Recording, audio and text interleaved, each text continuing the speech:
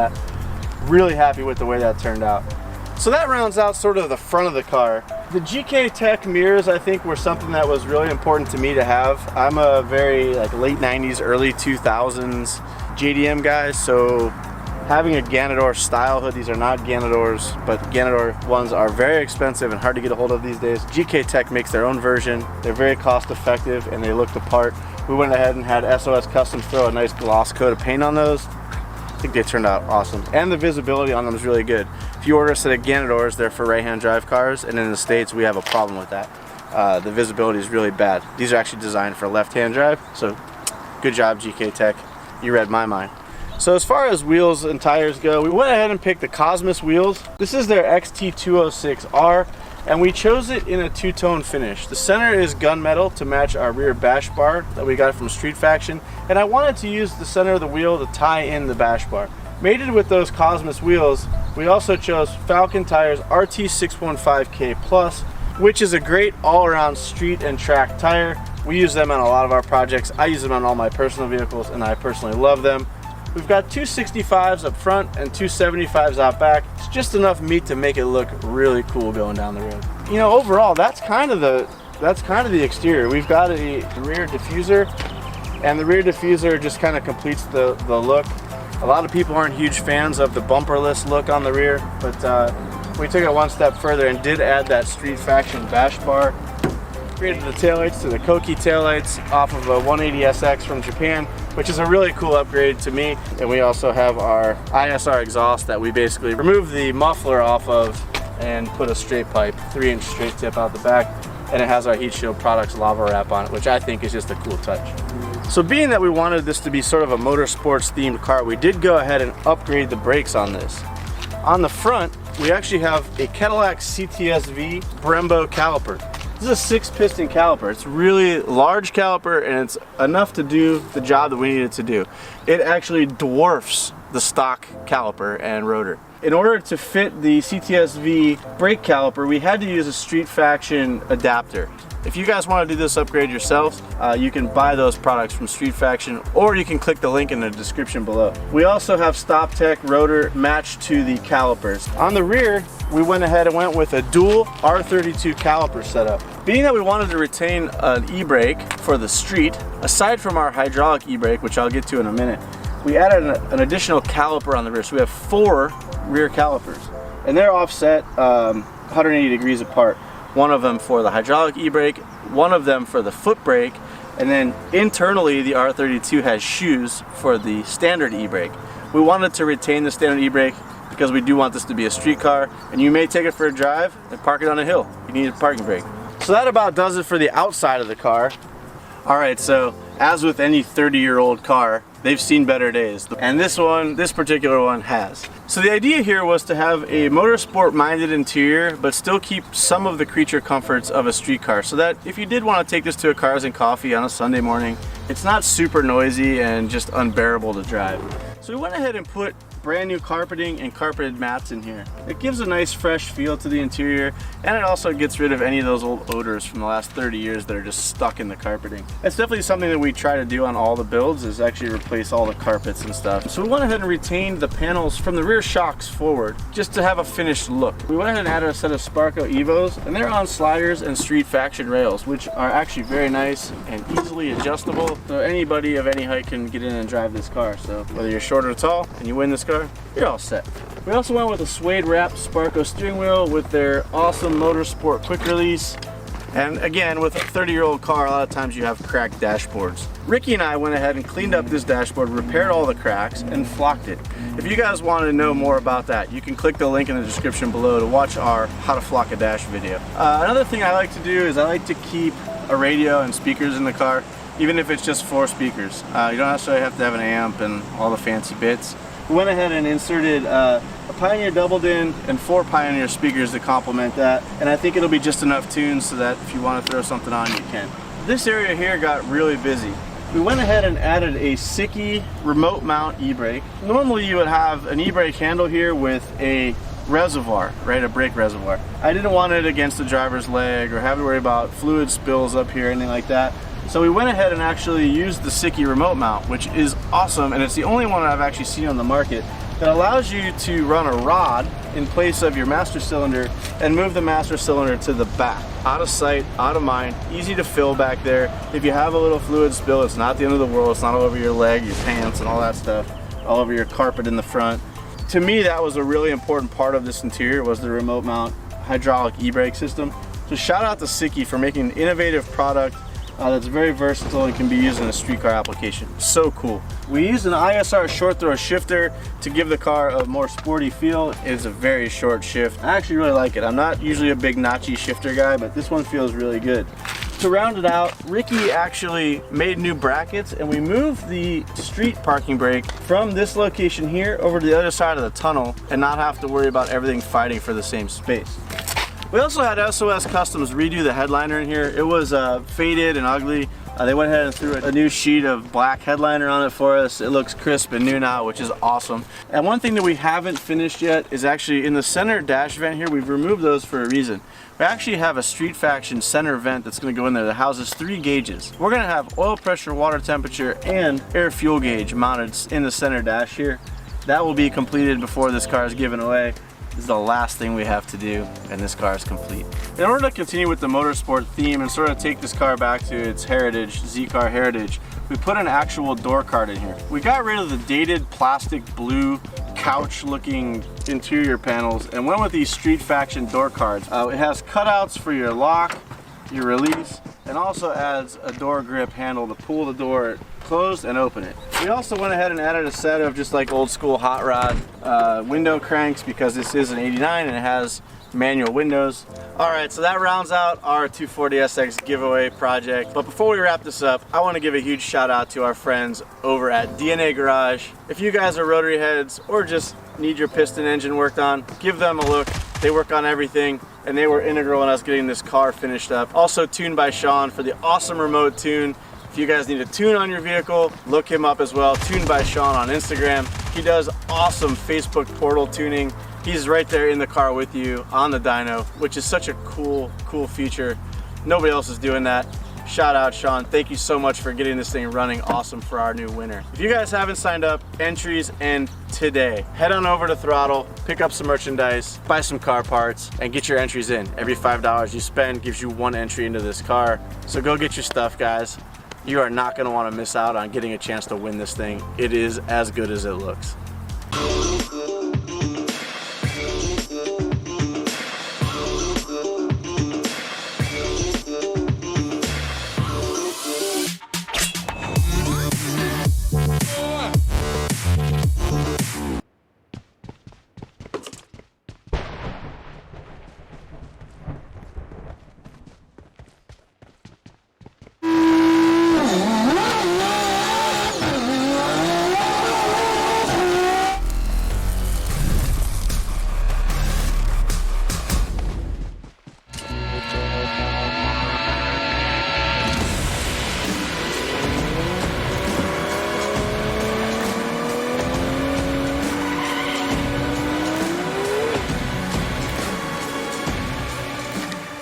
Motive DVD and Platinum Racing Products have brought me out here for my 4th year in a row of one of my favorite street car events, the Drag Battle and GTR Challenge. We're here at Cootamundra, Australia, about 3 hours outside of Sydney, and we've got a lot of insane street cars racing on an airport runway that's all asphalt. The surface is pretty bad. These cars have to have pretty much factory interiors, dashes, carpet, and they're all running on a radio.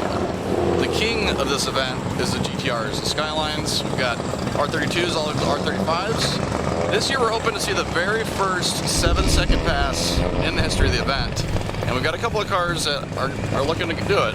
We haven't seen R35 in the 8s yet, and we haven't seen a 4-cylinder in the 8s yet either. So we're hoping to see that all go down this weekend. Let's go check out some of the cars, get right to the racing.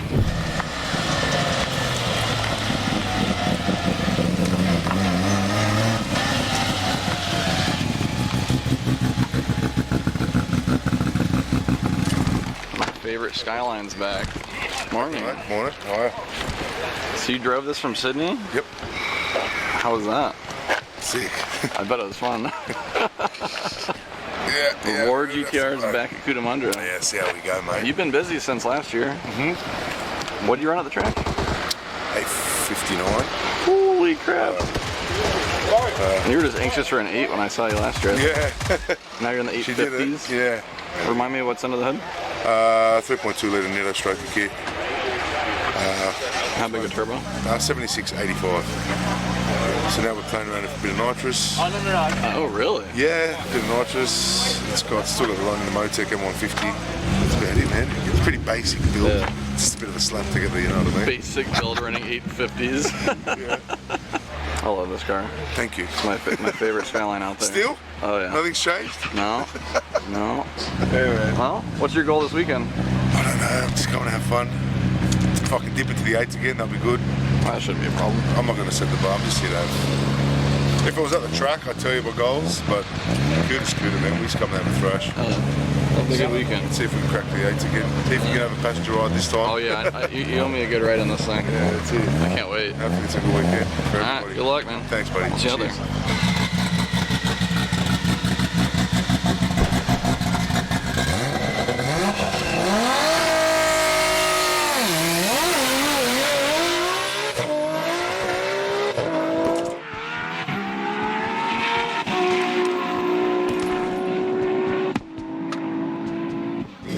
Nine 163. You're really holding on to that last side marker, huh? You don't want it to go anywhere? Was it? Got it taped down there? None of this time, mate. Yeah, no. This is your first run? Yes. What do you hope? I haven't warmed the tyres up or anything, so we're just going to see how it goes. We've taken quite a lot of power out of first, second, so Yeah. we'll see what happens. Yeah, the surface is going to be tricky regardless, all-wheel drive or Yeah, not. yeah, we'll see how we go. Cool. There we go, should be good.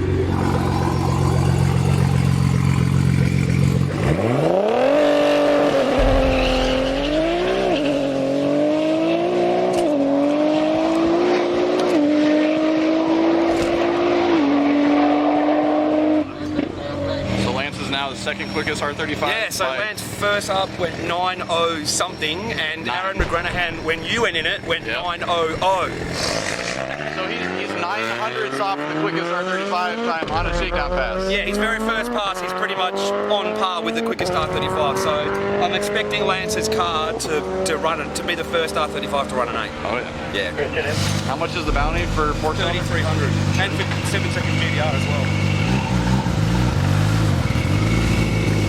So $3,300 bounty for the first 4-cylinder car to run an 8 here. See if we can do it.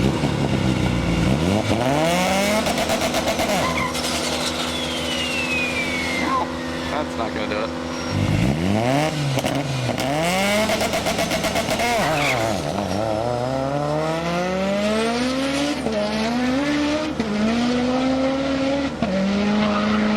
Oh no. No. Oh, there's fluid all the way down. He found a brake pad on the road. Well, that didn't cause the oil down. But I don't think you want, I think you probably need that. What else you found? Oh, wow, yeah. I'm just going to go make sure that this is actually the sump. Plug? Yeah, the plug for the sump. Sump, bearing cap. This was the handful that I picked up. The other boys all had handfuls as well. Oh, man. Yeah, well, this is perfect saying when he said, send it. Yeah. He sent it. Oh, my God. Shane, why are you not filming that? Somebody's thirsty. Take your drink.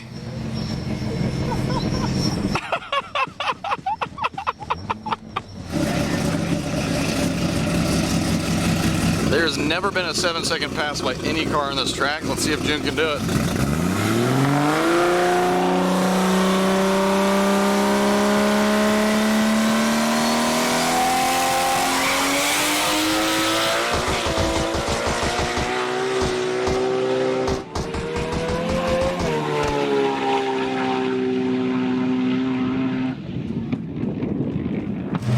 What you go? 8.6, 170.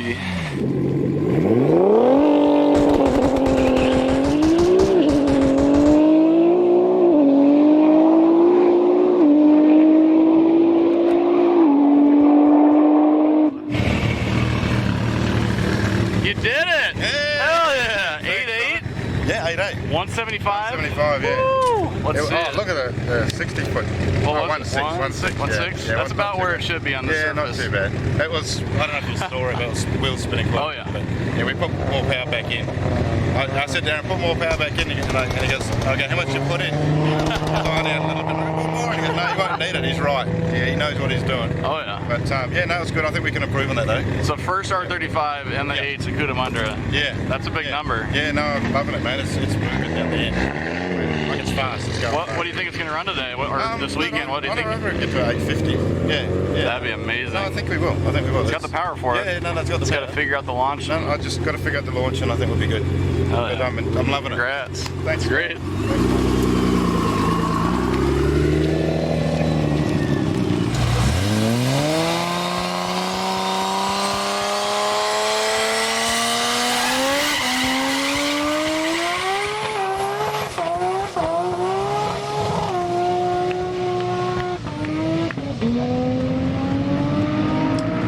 Still going straight.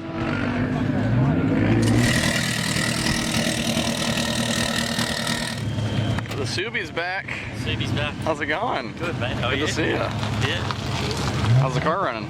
Oh, so far so good. What's best time been in the car? 9.0. 9.0. Okay. 148. Yeah. You changed much since Yeah, so last time I saw you? bigger turbo, 76, 75. Really? Yeah, it's on What was it before? 68, 70. And it's on about 42 pounds. What's the motor you're running here?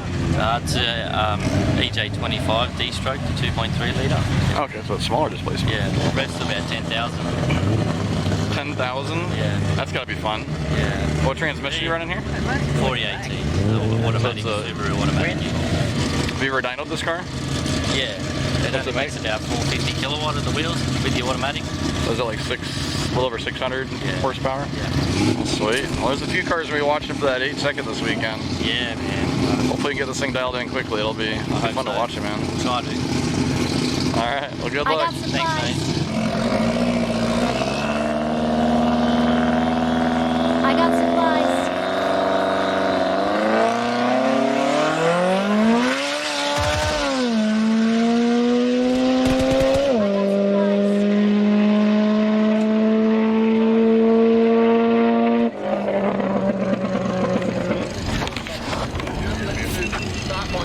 Yep. Not gonna get a time. Hi. The colours. This doesn't sound like an RB. It's not. What's under the hood? Barra. Oh, really? Yeah, something different. Interesting. So is it rear wheel? Yeah, just real drive. That color looks real nice. You said it's from an Audi? No, BMW M5. Oh, BMW. Okay. Oh, it's on the valve cover too. I got Oh wow, supplies. that fits in there really nicely. It's a bit snug, but Yeah. How much power is it put down? 975, but then we've just 975 horse on low boost, but then we actually just turned it down to try and get a bit of more drivability out of it. It's just such a short rev range. Like it makes that at 6.4 or something. So Really? trying to it just comes on lightning fast. Interesting. So we've taken it down to about 20 pounds. So probably making 8 or something. You wouldn't be able to use 975 at Cootamundra anyway. It's slippery for a two-wheel drive car. Yeah. That's a wild project. Thanks, This man. will be fun to see you around. Good luck this weekend, man. All right, so for all you Americans out there, the Barra motor is from a Ford here in Australia, which is really strange to see in a car like this. And I mean, it's kind of fitting if you think this is a super engine at first, because it comes in an import anyway. But that's pretty wild. I like unique stuff. It sucks that it's not all-wheel, but I mean, it's kind of half the reason these cars are badass. But super unique. Would you like some traction? Me to hop in with you? Yeah, if you want. All right. We're in the Barra 32, first ride along of the weekend. What's your best so far? 11.2. 11.2. All right, we're gonna run a 10 this time.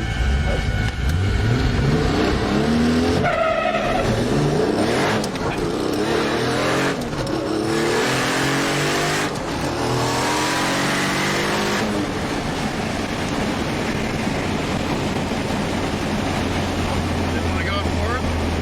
Not going in gear? Huh? Is it not going in gear? locked out a few. I got you.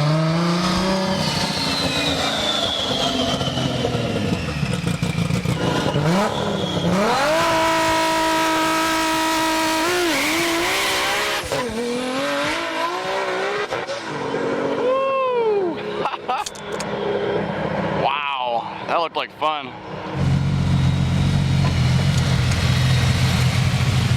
Let's go. Mind if I hop in? Yeah, it's right. Hop in the back? Yeah.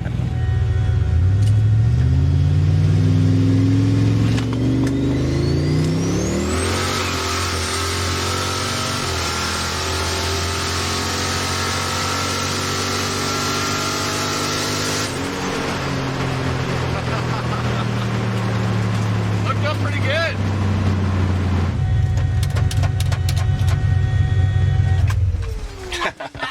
What are you doing? Hey. Hi. That was definitely the first time riding in the back seat of a car going on a drag strip. That was fun. That was really awkward, actually. I'm like sitting here talking to you from the back seat. Well, it was a great day of racing here for the first day at Cootamundra, and we saw a few records go down. The R35 first 8-second pass, 8.8 and 8.7 by Lance. We saw the super record go down at a 9.9. and a few other awesome passes. We were down on a lane after the Evo blew up. There's oil all the way down the track. So they're gonna start cleaning it up right now. And hopefully we'll see a lot of badass side-by-side racing tomorrow. We'll see you then. One of the reasons I love this event is because of these sketchy surfaces all these cars have to race on. Some of these cars run as quick as 690 and they're racing on an asphalt airport runway. Literally no prep other than the tires that have gone down here, so you're not going to hear any stickiness. That's what they're working with. So all these cars are at least a second slower than their drag strip times usually.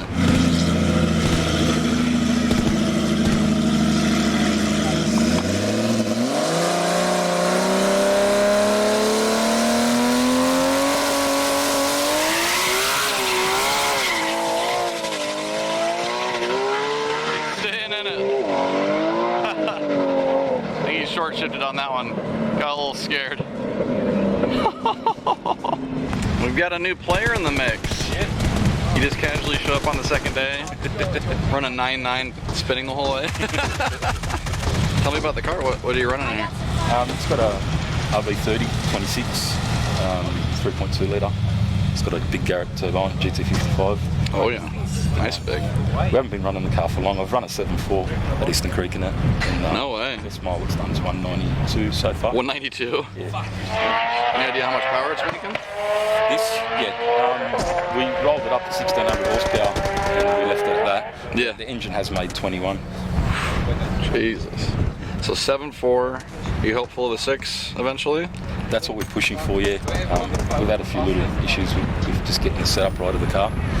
Now, we think we're there, we're just ready to take it back out. I know you're chasing that 7. Yeah, we're going to try. I've never, like, the last time I raced here was a 10.2 in a Subaru. Oh yeah. And they resurfaced it last year, so it's a whole different game. Yeah, there's just a mad bump when you take off. That's what unsettled the car. Oh yeah. Maybe line up a little different this time, or other lane. Yeah. Give it a shot. Hopefully we'll see a mid-8, low-8 this next pass. Yeah, hopefully. Good luck. Yeah, thank you. Thank you. You put one on the windshield? Put one on the windshield? So we meet again. Time for a proper ride along in more GTR. That's it. I can't wait. Let's do it.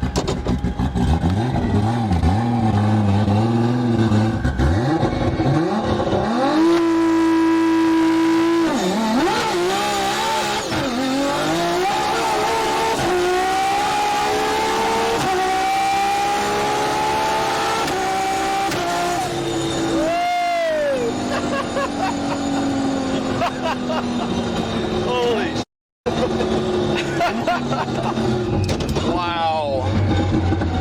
You were working for that one. You were everywhere. Did not lift. Nah, never. That was great. Never lift. Holy shit. I'm like, he's gonna lift. He's gonna lift. No. Never lift, mate. Never lift. It's not gonna be good ET, but those are the most fun runs. Yeah, that's it. I love that. I love it when it steps out like that.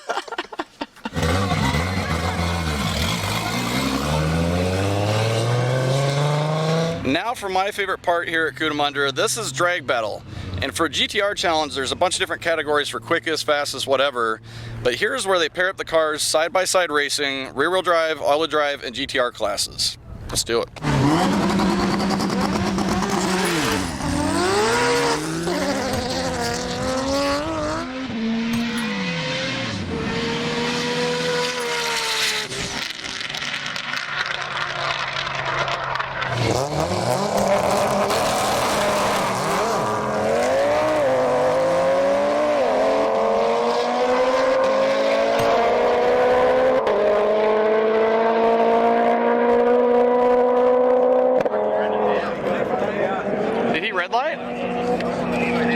Addy had a huge jump on the gate. Oh, he flew past him. I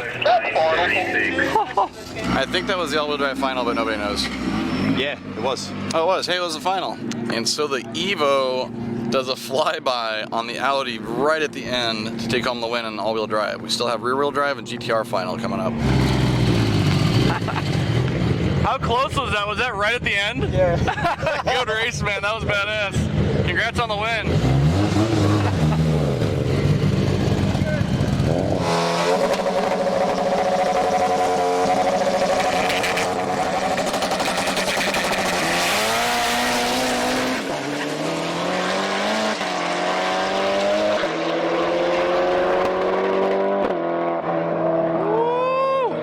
I think that means we only have MR2s left in the rear-wheel drive class. So they're going to race each other in the final.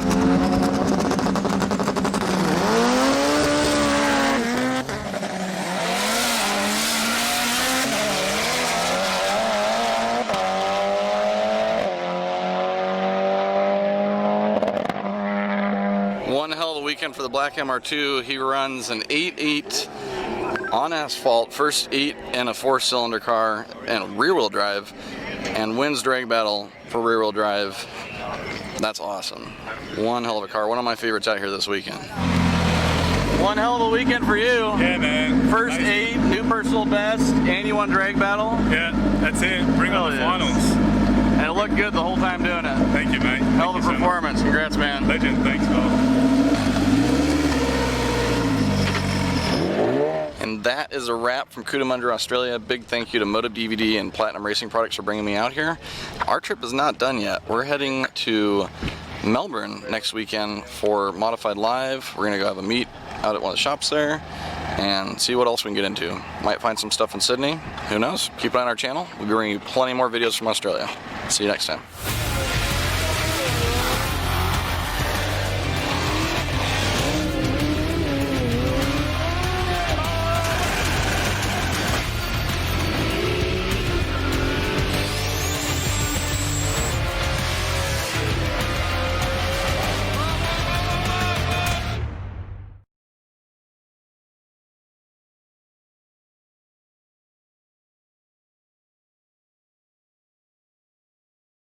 Got 13B?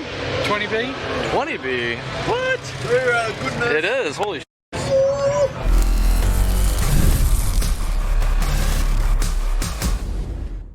We're out here at Sydney Dragway for Race for Real. It's their Wednesday night test and tune. We've got a heap of cars out here. We're gonna go check out. I'm sure we're gonna see some strange JDM cars, some Australian cars. See what unique stuff we can get into. Let's check it out.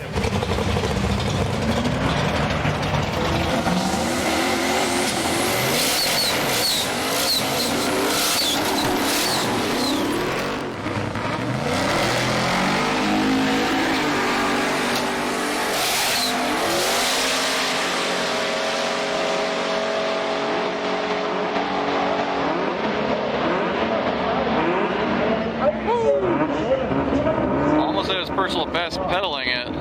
What's up? Good to see you again. Yeah, good to see you. Turbos look a little bigger since last time I saw you. Just a touch. Went from an 80 to a 94 mil. Wow. Yeah. You trying to change much else? A little bit more compression in the motor, but that's about it. Yeah. How big's the motor in here? It's a 430, so 427. Not too many fast street utes out there that I've seen at least. No, there's not too many. People There's a don't lot of like, race car utes, but yeah, they're just a heavy car. Yeah. I think last time we weighed it was 1880 kilos. you know what that is in pounds? Oh, close to like 4.3. Wow. 4.4. That's a lot. You know how much power it's making? Have you dynoed it? Oh, we made like 1100 horsepour, and then we brought it to the track and turned it up some more. But it's still got a standard ECU in it, just with HP tuners. Really? Yeah. But wow. Yeah, got a Haltech set, ready to go in it. We'll do another 1 or 2 meets, and then we'll wire that up and have some fun. Well, it's good to see you out of the track again. Yeah, It's been a couple of years. I think you saw Matt a while ago, like 3 months ago. Yeah, Matt and Kyle. Yeah. The other Kyle. Yep. We'll see what she can do. Yeah, that's it.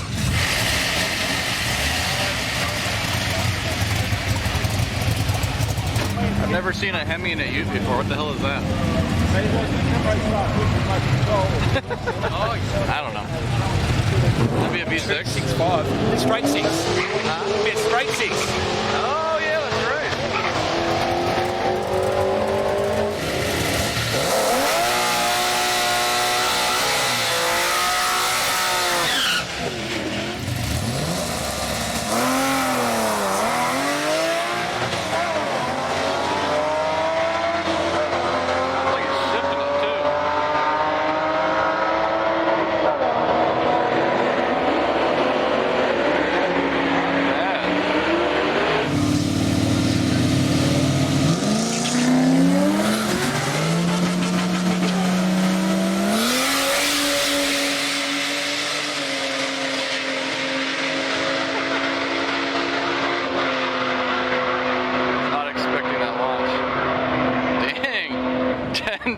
Out of the sedan.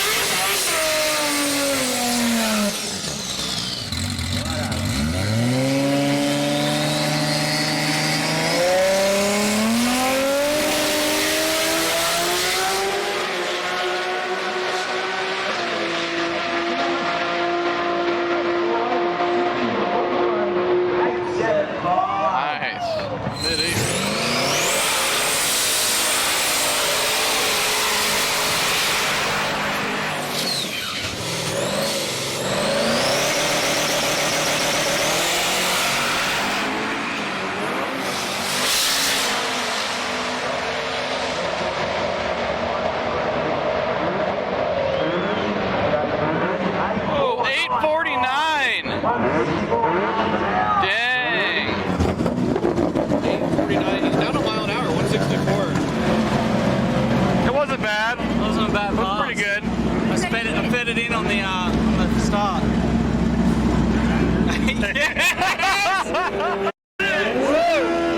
Wow. Awesome. That was badass. She got more in it? Oh, heaps more in it. Hell yeah. Yeah. That's what I like to hear. Then put more in.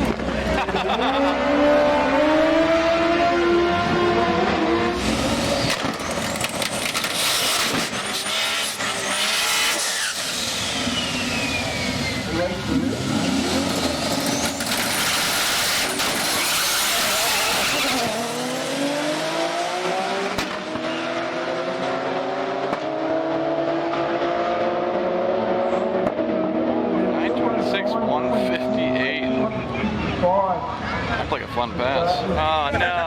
I didn't see you. What are you talking about? It's fine. It's fine. Come on, bro. Come on, bro.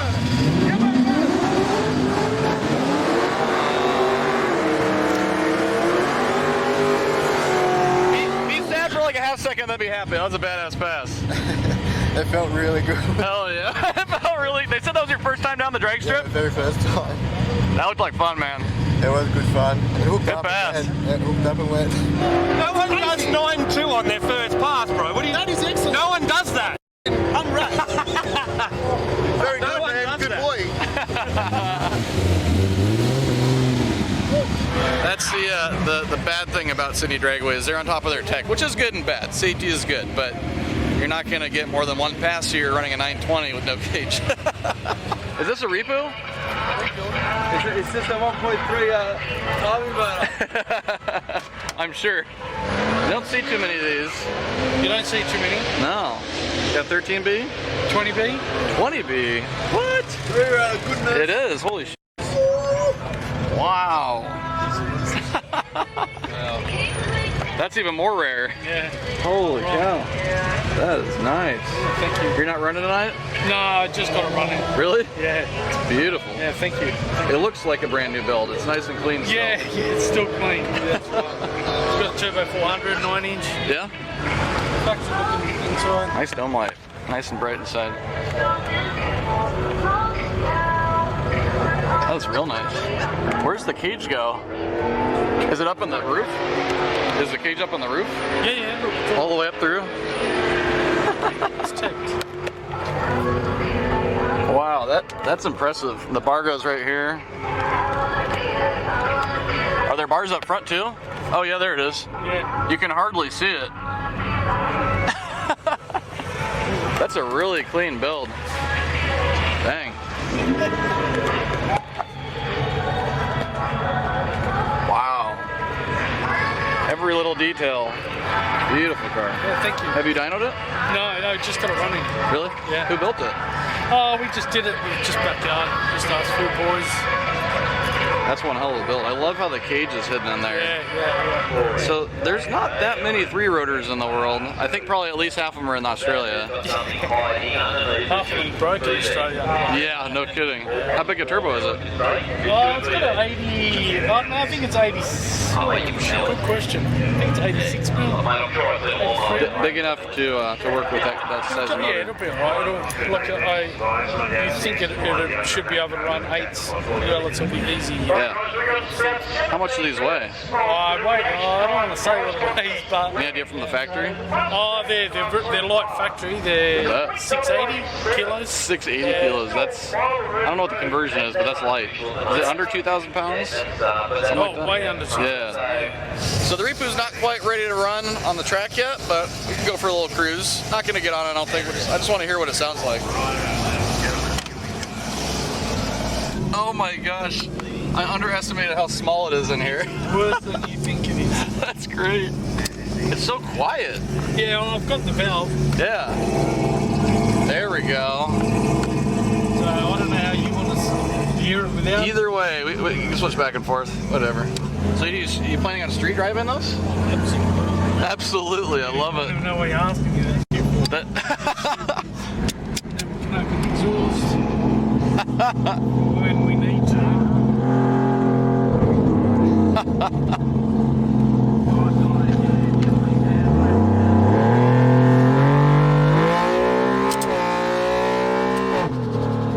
That's what I'm talking about. That's a huge difference with the cutouts.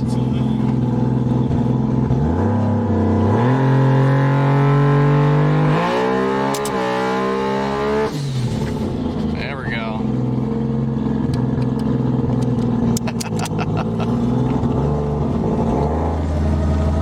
It's so quiet. Totally incognito. Just taking the ute to work. Yeah, that's it. That's exactly right.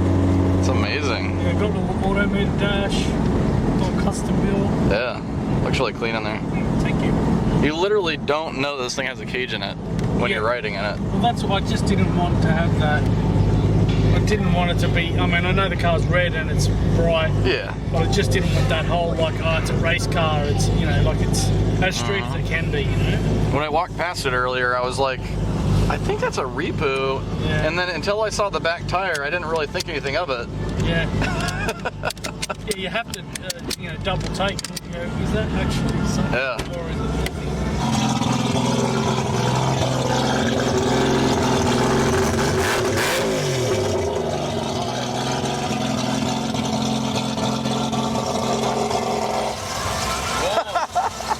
That's crazy. It barely sounds like it's on.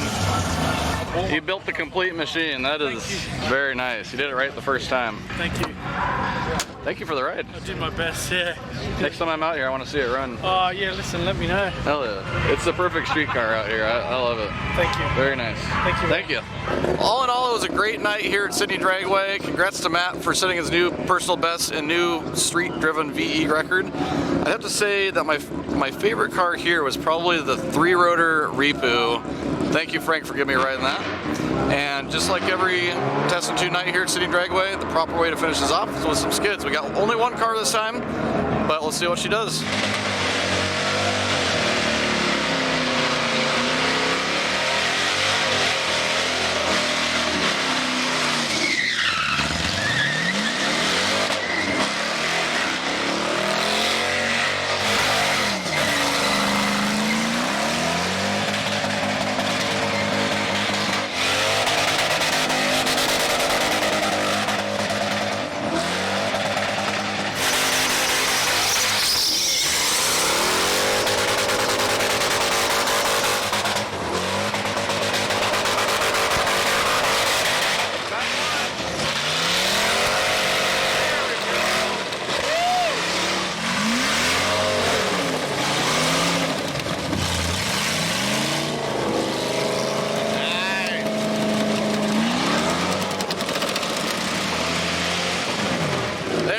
That's the right way to finish off a night here at Sydney Dragway.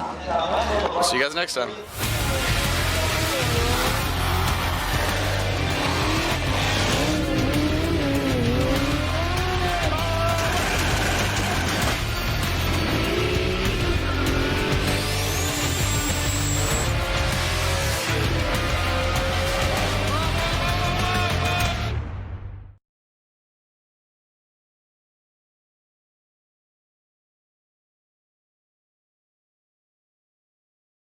We're gonna hopefully load up tonight and then head out. Well, we have to load up tonight and head out there because that's it.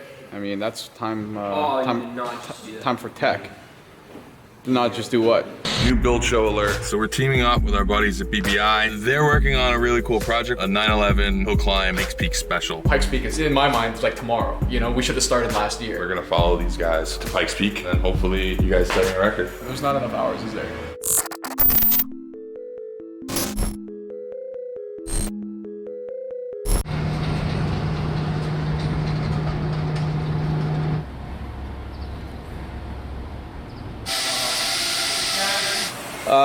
11 o'clock,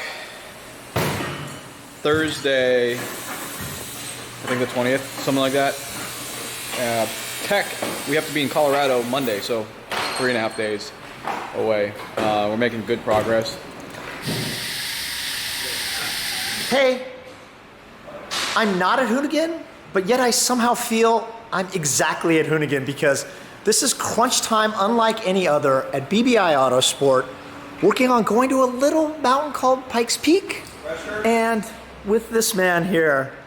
Hi, Batim. Hey, guys. How are you? Oh, great. Great. Great. Yeah, I know. I've been watching the progress. I saw Scotto come out here, and then Dan came out here, and now I get to do a little check. Get some tools in their hands. I know. I was gonna say Dan was ready. Dan would do. I don't think you want Scotto working on it because it'll never get done. You know. Sorry, Brian. We'll just continue working on your stuff. I've never been to Pikes Peak before. Super excited. Scotto gave me the call, so I get to go. So awesome. I'm a big time attack guy. I'm also a big sort of wannabe Porsche guy. So I just have so many questions because this is a 991.2. .1. Oh, .1. Yep. GT3 Cup car. Correct. So that's sort of like the spec series of Porsche. It's like the quote unquote most affordable race series. Right. And you guys turbocharged it. So that's what we're looking at here. Right. Tell me why turbo for Pikes Peak? The atmosphere, air density. You know, 35% less than sea level is what you're looking at. 39.6. What our data shows us. Okay. At the top. That is. And it's 36 and a change. No, 34 and change at the starting line. Now turbos also compress thinner air more efficiently than a naturally aspirated. Yeah, which is why you see airplanes with turbocharged motors. Yeah, and because you have to make it essentially a false atmosphere inside the manifold. Yes. And all the turbocharger is a pressure multiplier. Basically, whatever you feed it, it has an efficiency range where it operates in, and then it will take that. So you're still plagued with the atmosphere because you are now giving that almost 35% less pressure, so that it can multiply, right? And that's if you ever see diesel, like Chuckles Garage, yes, when he's running the compound turbo. Yes. Here's how that works: turbocharger 1 and turbocharger 2. Turbocharger 2, let's say, is putting out 60 psi. It doesn't need to be efficient at 60 psi. What it needs to be efficient as is multiplying this pressure from X to X. So when you're introducing 30 psi to it, it can work just as hard as a 30 PSI turbocharger, but then create its 60. That's what we're battling with. That's why working with Garrett, we size these turbochargers. I mean, and which one are these? These are kind of a custom 25660. Yeah, I've never even heard of that before. I don't even know what a 25660 is. It's their G series turbo. Okay. I'm still trying to learn what it all equates to, but it responds like a 28 and it carries more than a 30. Now, you're also dealing with something at Pikes Peak in that you're having to race at elevation, but you're also having to race at two different, radically different elevations. You're starting at like 9,000 feet, and I think you climb 4,700 feet to 14,100. Right. So, like, how does that affect a turbo vehicle or naturally aspirated or any vehicle for that matter? You have to follow the atmospheric pressure on the way. Yes. So this thing has, I think, two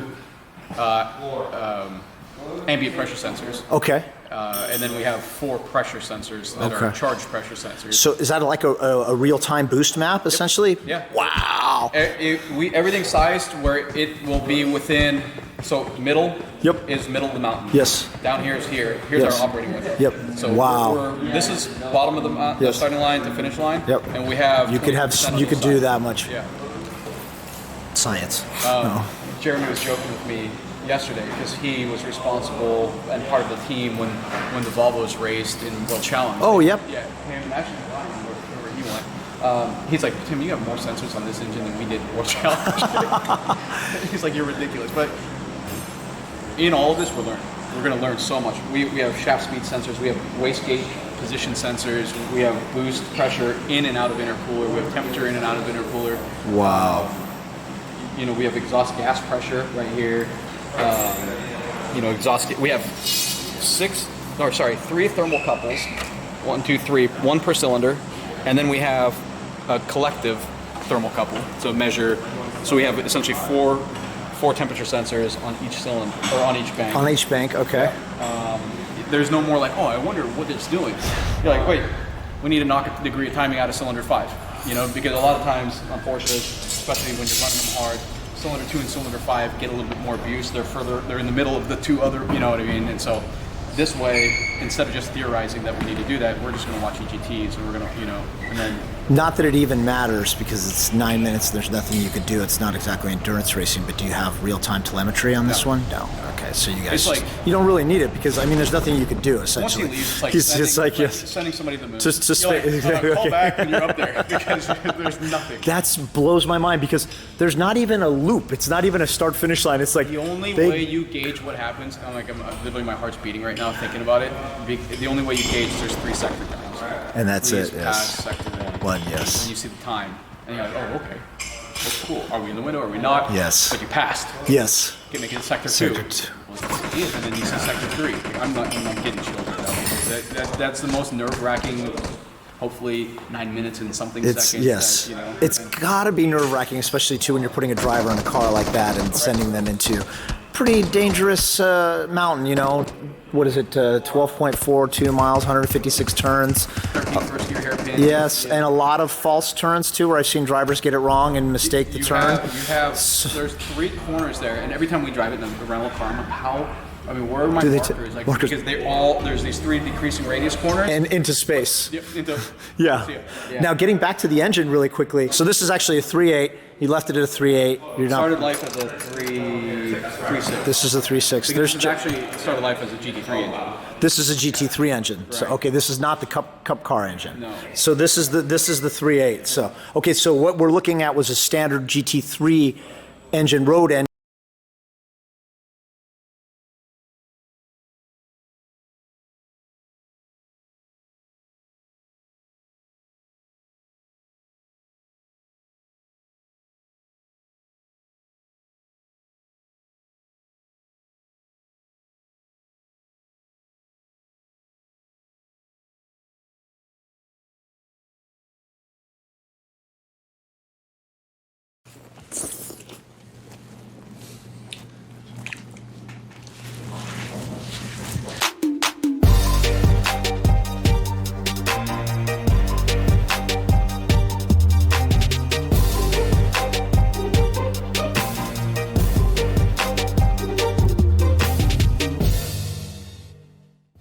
what's going on, everybody? For First We Feast, I'm Sean Evans, coming at you from Jeepney Filipino Gastro Pub in the East Village, where I'm joined by comedian Joe Coy. Hello.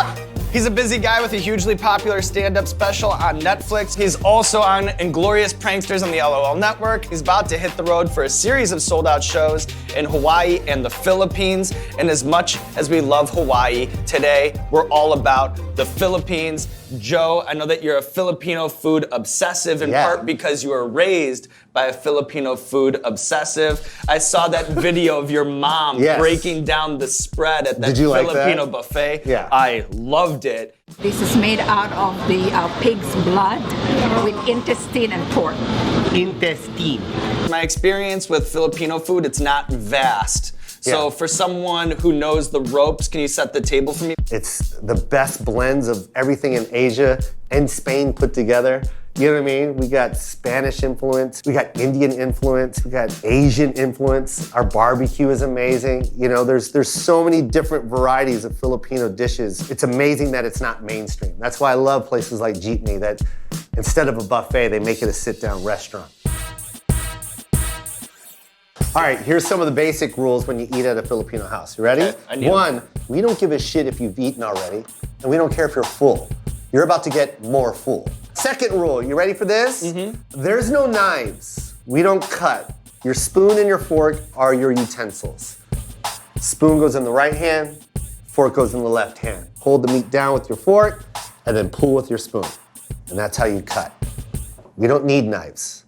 We use those for weapons. We also have one more rule. If you don't have utensils, you just wash your hands. So it goes down on the plate, and then you clasp the rice like you're grabbing a teddy bear. Like the and claw. then come up, and then win the prize. Wiener, wiener, wiener. Filipino dinner. So today what we're doing is just some of the Filipino menu greatest hits. Yes. We'll bring them out. Oh, I love it. Hit me with the first dish. What do we have in front of us, John? You better know the name.